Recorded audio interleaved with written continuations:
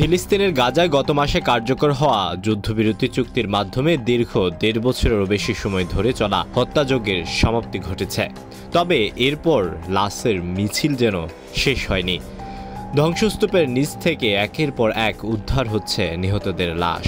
এরই অংশ হিসেবে সর্বশেষ উদ্ধার করা হয়েছে আরও ৬০০ লাশ। এর ফলে অবরুদ্ধ এই উপত্যকাটিতে নিহতদের মোট সংখ্যা ৪৮,২৭০ ছাড়িয়ে গেছে।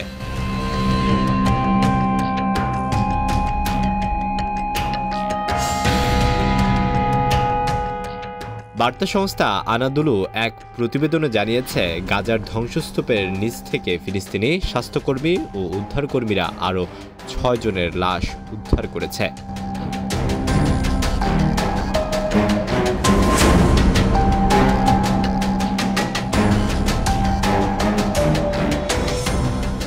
এর ফলে ২০২৩ সালের অক্টোবর থেকে গাজা উপত্যকায় ইসরায়েলের গণহত্যামূলক যুদ্ধে নিহত ফিলিস্তিনিদের সংখ্যা ৪৮,২৭১ জনে পৌঁছেছে বলে জানিয়েছে গাজা স্বাস্থ্য মন্ত্রণালয়।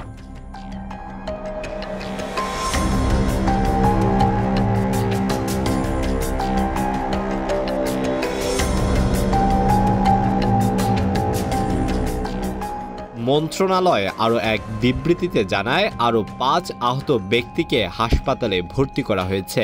এতে করে ইসরায়েলে আক্রমণে আহতের সংখ্যা ১,১১,৬৯৩ জনে পৌঁছেছে।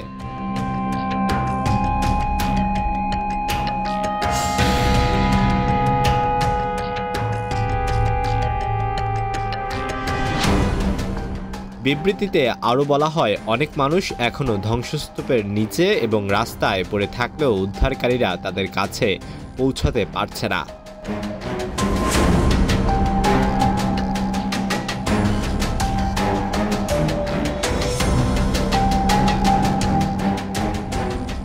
দীর্ঘ ১৫ মাসের আগ্রাসনের পর গত ১৯ জানুয়ারি বহুল কাঙ্ক্ষিত যুদ্ধবিরতি কার্যকর হয়েছে ফিলিস্তিনের অবরুদ্ধ গাজায়। ৩ পর্যায়ের এই যুদ্ধবিরতি চুক্তির মাধ্যমে বন্দি বিনিময় ও স্থায়ী শান্তি, স্থায়ী যুদ্ধবিরতি এবং গাজা থেকে ইসরায়েলি বাহিনী প্রত্যাহারের লক্ষ্যমাত্রাও রয়েছে।